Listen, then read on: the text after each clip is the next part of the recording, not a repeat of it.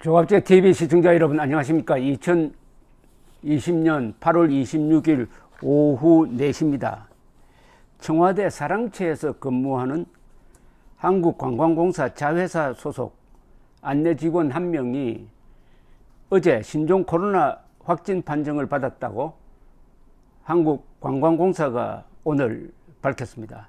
청와대 사랑채는 사회적 거리두기 2단계 시행에 따라 지난 19일부터는 휴관 중입니다. 사랑채는 청와대 경내에 있지 않고 그 앞에 있는 별도 건물입니다. 이 직원은 지난 15일 서울 광화문 커피 전문점에서 30분 이상 머물러 검사 대상 임물 통보받고 무증상 상태에서 24일 검진을 받았다고 합니다. 관광공사는 관할 보건소의 역학조사 등 지침에 따라 청와대 사랑채의 방역을 강화할 예정이다. 사랑채에 근무하는 직원 대상으로 코로나19 검사를 진행 중이라고 했습니다. 이분이 광화문 커피 전문점에서 30분 이상 머물렀다는 것과 코로나 감염이 직접 연관이 있는지 아닌지는 모릅니다. 그러니까 그 이후에 다른 데서 걸렸을 수도 있고, 다만 15일 30분 이상 광화문 인근에 머물렀다고 해서 전화번호를 추적해가지고 검사하라는 통보를 받고 증상이 없는데도 받았더니 양성으로 나타났다 이겁니다. 그러니까 청와대 경내는 아니지만은 청와대 시설이죠. 그리고 이분은 청와대 직원은 아닙니다. 파견 직원입니다.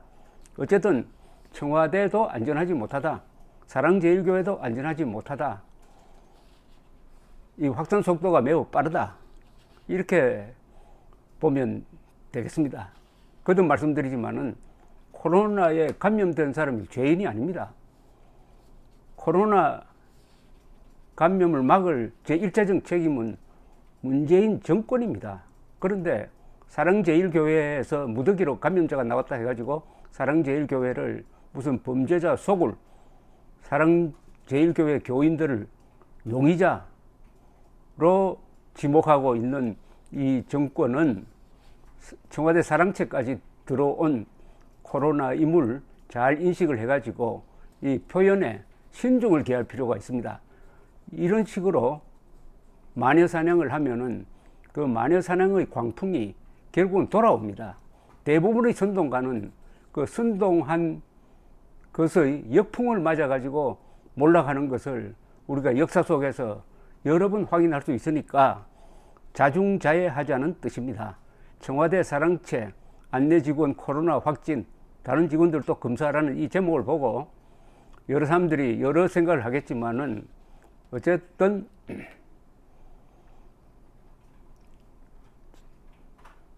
청와대 직원이든 파견 직원이든 사랑채 교인이든 코로나에 감염된 사람은 보호 대상입니다.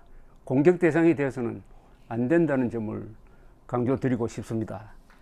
오늘 방역당국, 즉 중앙방역대책본부에서 발표한 신규 확진자 수는 해외 유입자까지 치면은 320명입니다.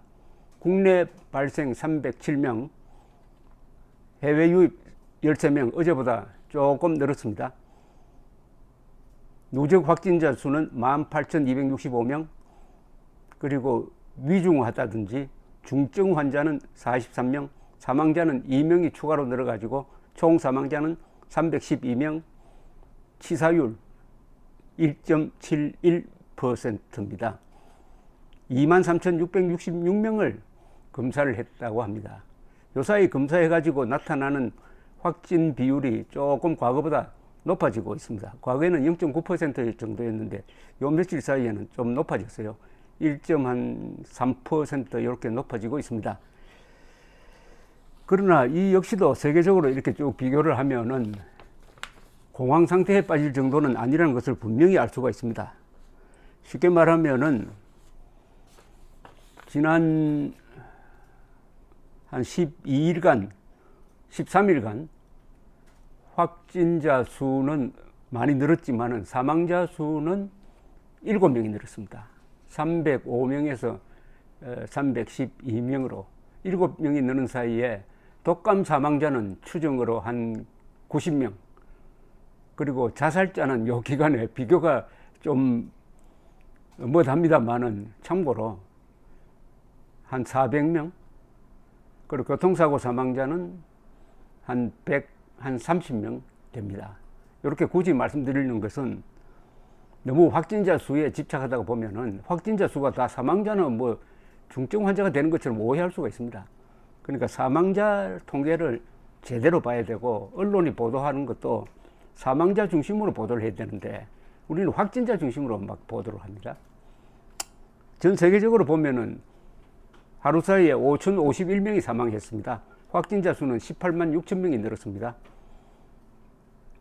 나라별로는 미국에서 996명 사망, 브라질이 요새 막 뒤쫓아오고 있습니다. 1,190명 사망, 미국은 18만 2천 명, 브라질은 11만 6천 명이 사망했습니다.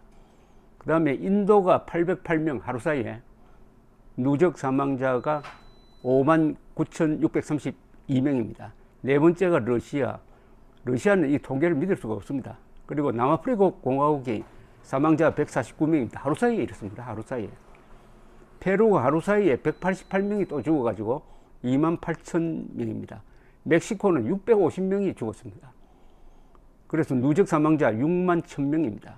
콜롬비아, 이다 우리나라보다 인구가 적은 나라입니다. 콜롬비아는. 멕시코는 뭐 1억이 넘지만 하루 사이에 277명이 죽어가지고 누적 사망자 17,889명. 스페인 52명 사망에 누적 28,924명. 아르헨티나 197명 사망에 누적 사망자 7,563명. 눈에 띄는 게 이렇습니다. 터키도 24명이 죽어가지고 누적 사망자 6,163명. 캐나다도 7명이 새로 죽어가지고 9,090명. 이 볼리비아,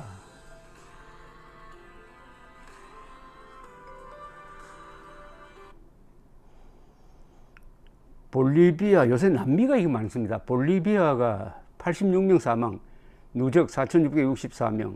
에콰도르 46명 사망에 누적 6,368명. 이렇게 말씀드리는 이유는 대한민국의 방역이 현재 세계에서 가장 성공적으로 이루어지고 있다. 공무원도 열심히 하고, 특히 의사들도 열심히 하고, 국민들도 잘 따른다. 그런데 이 정치권에 있는 사람들이 마구잡이로 선동을 해가지고 국민들이 불안해지고 있다. 특히 사랑제일교회에 대한 마녀 사냥이 지나쳐가지고 마치 테러 집단인 것처럼, 무슨 바이러스 테러 집단인 것처럼 이렇게 몰아붙이고 있으니까 사랑제일교회 측에서도 아주 격렬하게 지금 대응을 하고 있습니다. 광화문은 지금 코로나 확산 센터라고 지목이 됐는데 요 며칠 사이에 조금 분위기가 바뀌고 있습니다.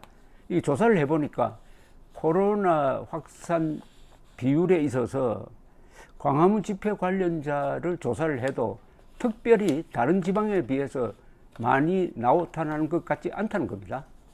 그러니까 좀 정권 측에서는 머쓱해지지 않았나 하는 생각이 듭니다. 더구나 요 사이는 검사 대상도 아니고 수사 대상도 아니고 해가지고 젖혀두었던 민노총 집회에서 확진자가 나오니까 왜 광화문만 이렇게 하느냐 하는 이런 반박 논리가 상당히 힘을 얻고 있습니다.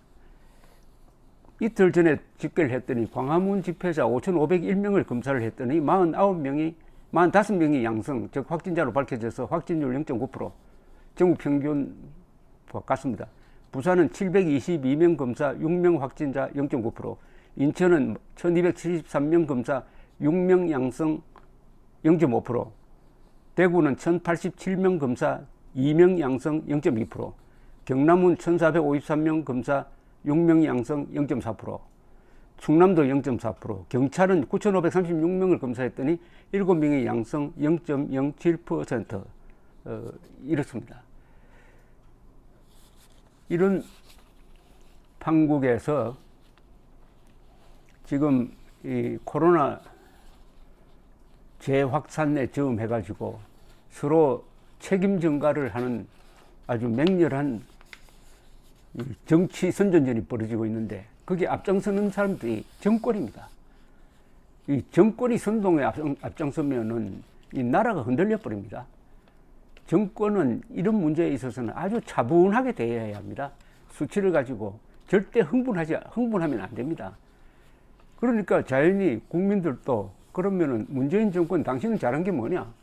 제1차 확산은 중국에서 들어오는 감염원을 차단하지 못한 것 때문에 일어난 거 아니냐? 제2 확산은 왜 일어났느냐?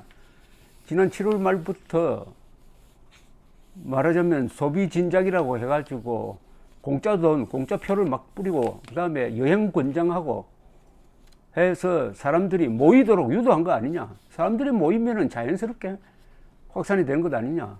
제2차 확산도 문재인 정권 책임이다. 그런데 왜 사랑제일교회에만 덮어 씌우느냐?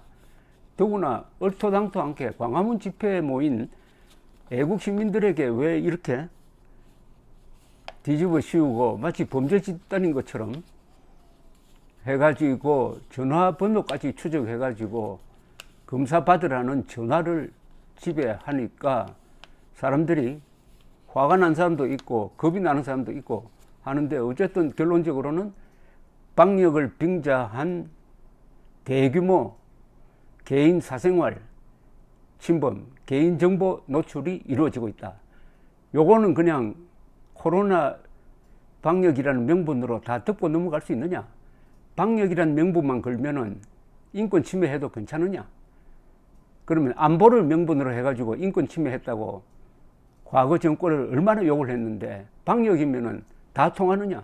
그럼 방역 독재 아니냐? 방역 파쇼 아니냐? 방역 전체주의 아니냐? 하는 이런 반발이 일어나고 있습니다. 이런 반발은 아주 좋은 겁니다. 이걸 정권 주도에 맡겨버리면은 어디까지 갈지 모릅니다.